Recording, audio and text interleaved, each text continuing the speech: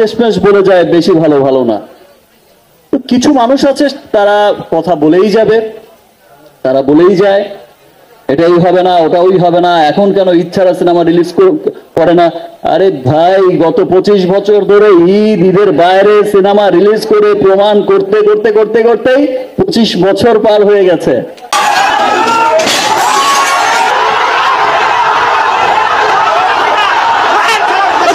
আসসালামু আলাইকুম বন্ধুরা, আশা করি সবাই ভালো আছেন। আল্লাহর অশেষ রহমত আমিও ভালো আছি। শুরুতে যে ভিডিওটি দেখলেন, আজকের ভিডিওটি খুবই গুরুত্বপূর্ণ।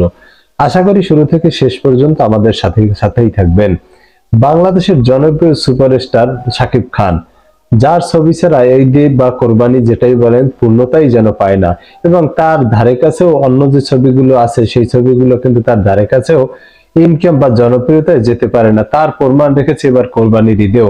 এবারে শাকিব খানের ছবি এসেছে তুফান।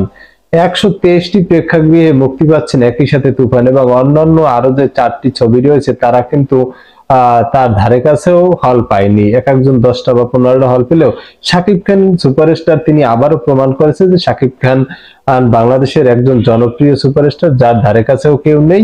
যে কারণে তিনি এবারেও কিন্তু সফল, এবং তার তুফান সিনেমা দেখতে গিয়ে কিন্তু দর্শকের অনেক জায়গায় হিরিক করে গিয়েছে এবং টিকিট পাচ্ছে না, বিভিন্ন হলে মারামারি হচ্ছে টিকিট না পাওয়ার কারণে। তো এবারে আমরা শুরুতেই দেখবো যে একজন নারী দর্শক, তিনি কিন্তু শাকিব খানকে ভালোবেসে ছবি দেখতে এসে ভালোবাসার কথা প্রকাশ করেছেন, এবং তিনি শাকিব খানের সাথে ছবি করার কথাও বলেছেন। তো বন্ধুরা, চলুন এই মেয়েটির বক্তব্য আমরা শুনে আসি। এরকম কোনো কথাই না। আমার মনে হয় যে তুফান ঈদের 2 মাস পর্যন্ত তুফান চলবে, কারণ যারা না দেখবে তারাও তুফান দেখবে। তুফানের কচি খোকাকে পাইলে কি করবে? জি, সেই কচি খোকাকে পাইলে কি করবে? তাকে সবার আগে ধরে রিকোয়েস্ট করবো যে প্লিজ প্লিজ আমার সাথে একটা মুভি করো, যেহেতু আমি তোমার জন্য এসেছি মিডিয়াতে, আর যদি তোমার সাথে সিনেমা করতে না পারি তাহলে মিডিয়া ছেড়ে দিব। কেন মিমি কি? সখা গো প্রেমে মর দিও না ধরা, ধরা দিলে তোমার মন ভাঙা হবে গুড়া গুড়া, তুমি কোন শহরের মাইয়া গো লাগে উড়া ধুরা। ভালো কথা, সে যে সুপারস্টার তাকে ওইভাবে প্রেজেন্ট করতে হবে। হ্যাঁ, আর সবাই সেটা পারে না প্রেজেন্ট করতে, তবে আমার মনে হয় যে এই ছবির মাধ্যমে সে যে সুপারস্টার প্রমাণ হবে। তবে আমি আমার সাকিবের উদ্দেশ্যে একটা কিস দিতে চাই।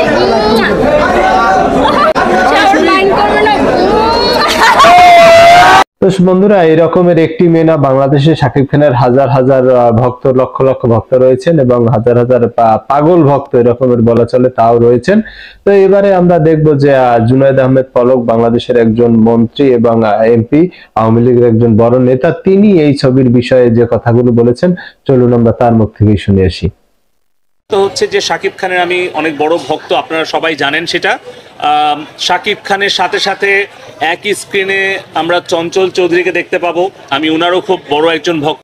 তার সাথে নাবিলা এবং প্রীতম হাসান, এবং পাশাপাশি আমাদের খুব, আমি বলবো যে রায়হান রাফি এখন পর্যন্ত আমাদেরকে পরাণ কিংবা সুড়ঙ্গ এবং তুফান যেটুকু দিয়েছে, এর বাইরেও রায়হান রাফির কিন্তু ভবিষ্যতে বাংলাদেশের চলচ্চিত্রকে একেবারে বিশ্ব দরবারে নিয়ে যাওয়ার মতো তার সেই মেধা রয়েছে।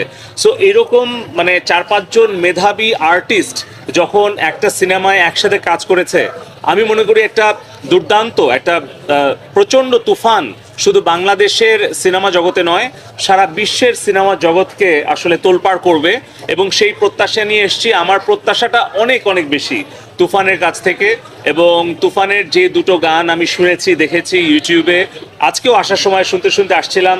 আমি, আমার স্ত্রী, আমার 2 সন্তান সবাই কিন্তু এই টিউনকে, এই যে মানে যে স্টাইলে শাকিব খান আবির্ভূত হয়েছে, যেটুকু আমরা সিনেমার ট্রেলার দেখেছি বা যে 2টো গান দেখেছি, অ্যাকশনগুলো দেখেছি, এমনি ব্যক্তিগতভাবে আমি খুব অ্যাকশন মুভির ফ্যান, এবং আমি মিউজিক লাভার।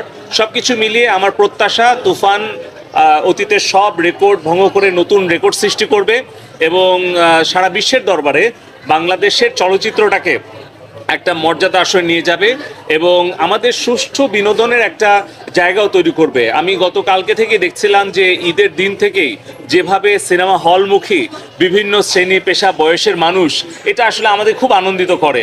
কারণ আমরা চাই যে বাংলাদেশের যেই ট্যালেন্টেড আর্টিস্টরা আছে, পরিচালক, নায়ক, নায়িকা, গায়ক গায়িকা মিউজিশিয়ান এবং ক্যামেরা পার্সন, ক্যামেরার পেছনে সব কিছু মিলিয়ে আমাদের যে মেধা, এটা আসলে বিশ্বের দরবারে তুলে ধরার মতো মেধা আছে, সুযোগটা দরকার। আমি মনে করি তুফানটা সেই জায়গাটাতে আর একটা বড় ধাক্কা দেবে। এই ধাক্কায় বাংলাদেশের সিনেমা বাংলাদেশের মানুষের মন জয় করে বিশ্বের দরবারে নিয়ে যাবে। তো বন্ধুরা, আমরা জুনায়েদ আহমেদ পলক তার বক্তব্য শুনলাম। এবারে আমরা আসলে এই ছবি দেখতে এসে কিন্তু অনেক জায়গায় টিকিট কালোবাজারি হয়েছে এবং অনেক জায়গায় কিন্তু তার এই টিকিট না কিনতে পেরে যেখানে তার কারণে কিন্তু দর্শকরা অনেক জায়গায় হল ভাঙচুর, দু একটি জায়গায় ভাঙচুর করেছে। তো বন্ধুরা দেখুন যে কত জনপ্রিয়তা অর্জন করেছে এই ছবিটি, যে এবারের কোরবানিতে যেতে আর টিকিট না পেয়ে মানুষজন কিন্তু হলে ভাঙচুর চালিয়েছে, এরকমের ঘটনা ঘটেছে। চলুন আমরা এরকমের একটি ভিডিও ফুটেজ দেখে আসি।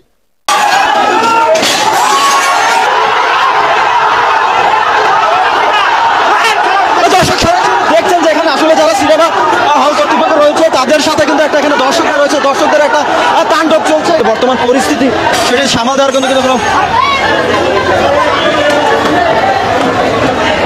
আজকে শুধু তারা দীর্ঘ সময় বেলাকে টিকিট বিক্রি করেনি, তারা বেলাকে টিকিট বিক্রি করতেছে। দর্শকের যখন খুশি উঠেছে, যখন প্রতিবাদ করেছিল কাউন্টার বন্ধ করে, তখন কিন্তু তারা সাংবাদিকদেরও বাঁশ দিয়ে পিটিয়েছে। আপনারা দেখেছেন পুলিশ প্রশাসন নিয়ে আসছে কি এই সকল বিভিন্ন জায়গা থেকে যে সকল দর্শকের সিনেমা দেখতেছে তাদের পিটানোর জন্য।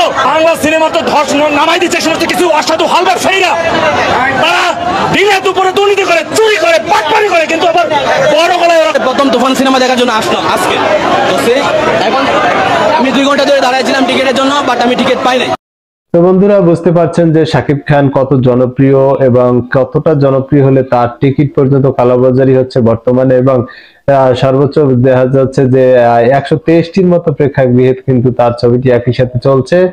এবারে কিন্তু আসলে শাকিব খানকে নিয়ে অনেকেই অনেক সমালোচনা করলেও শাকিব খান দাবি করেছে যে তাকে আর প্রমাণ করার কিছুই নেই, কারণ আপনি দেখছেন যে আমার এই 25 বছর কিন্তু ঈদ ছাড়াই সারা বছরই সিনেমা রিলিজ হয়েছে। কিছু কিছু মানুষ দেখবেন যে আপনার, আমাদের একটা গল্প আছে, তাহলে ছেলে তো পড়াশোনায় ভালো, বলে যে পড়াশোনায় ভালো হলে পাশ করবে না, এবার পাশও করেছে, এবার বলে যে পাশ করেছে চাকরি পাবে না, বলে চাকরিও পেয়েছে, তো চাকরি পাবে বেতন পাবে না, বেতনই তো বেতনও পেয়েছে, সবকিছুই তো ভালো, শেষমেশ বলে যায় বেশি ভালো ভালো না। তো কিছু মানুষ আছে তারা কথা বলেই যাবে, তারা বলেই যায় এটাই হবে না, ওটা ওই হবে না, এখন কেন ইচ্ছারা সিনেমা রিলিজ করে না। আরে ভাই, গত 25 বছর ধরে ঈদের বাইরে সিনেমা রিলিজ করে প্রমাণ করতে করতে করতে করতেই 25 বছর পার হয়ে গেছে। এখন বিষয়টাকে আমি আর প্রমাণের মধ্যে দেখি না যে আমাকে আর কিছু প্রমাণ করতে হবে। এখন শুধু আমি কাজ করতে চাই, কাজ করে যাচ্ছি আমার সেই ভালোবাসার মানুষদের জন্য, যারা আমি 9 মাস পর বিদেশ থেকে যখন ফিরেছি, ইউএস থেকে, তখন যারা লাইন ধরে দাঁড়িয়েছিল, আমি কাজ করতে চাই তাদের জন্য, আপনাদের জন্য, মিডিয়া কর্মীদের জন্য। আমি যখন এয়ারপোর্ট থেকে নেমে আমি লাউঞ্জের দিকে আসছিলাম, দেখি যে সমস্ত কর্মীরা, আপনারা আমাকে, আমার সেই বন্ধুরা, আমার সেই ভাইরা, সেই বোনরা, সবাই আপনারা সবার ক্যামেরা নিয়ে সবাই যার যার মতো কিন্তু সেখানে এই যে একটা ওয়ার্ম ওয়েলকাম, এই যে একটা ভালোবাসা, আমি সত্যি সত্যি সেই ভালোবাসার দাম দিতে চাই। সেই জন্যই আমি এখন সিনেমা খুব কম করি। আমি চেষ্টা করছি যে খুব ভালো ভালো বেছে বেছে সিনেমা করতে। আরেকটা জিনিস, যে যদি কোয়ালিটি সিনেমা না হয়, আমরা হয়তো অনেক কথা বলে যাচ্ছি, আপনারা দেখছেন যে কোয়ালিটি সিনেমা না হলে আমাদের দেশে মাল্টিপ্লেক্সে বা সিঙ্গেল স্ক্রিনে চলে না, আর বিদেশে চলা তো অনেক দূরের কথা। একটা ইংলিশ সিনেমার পাশে, একটা হলিউডি সিনেমার পাশে আমার সিনেমাটাকে স্থান দেবে, এটা তো কোয়ালিটি লাগবে। তো দ্যাটস ওয়াই ভালো কোয়ালিটির সিনেমা করে যাচ্ছি। ইচ্ছারাও সামনে ছবি রিলিজ হচ্ছে, আগামীতে দরদ রিলিজ হচ্ছে, সেটা ইচ্ছারা আছে। আরেকটা সিনেমারও প্ল্যান হয়েছে, সেটাও ইচ্ছারা। তো ঈদ ছাড়া এটা কোনো ব্যাপার না। কারো কথায় কান না দিয়ে আমরা সকলে একসাথে বাংলা সিনেমার উন্নয়নে কাজ করব। তো বন্ধুরা, শাকিব খানের এই ছবিটি কেমন লাগে আপনাদের কাছে, এবং শাকিব খানকে আপনাদের কেমন লাগে, অবশ্যই আপনারা মূল্যবান মতামত কমেন্ট বক্সে কমেন্ট করে জানাবেন। এবং দেখা হবে আগামী ভিডিওতে। সেই পর্যন্ত ভালো থাকবেন। নিয়মিত সকল সংবাদ পেতে আমাদের চ্যানেলটি সাবস্ক্রাইব করে আমাদের পাশেই থাকুন। আল্লাহ হাফেজ।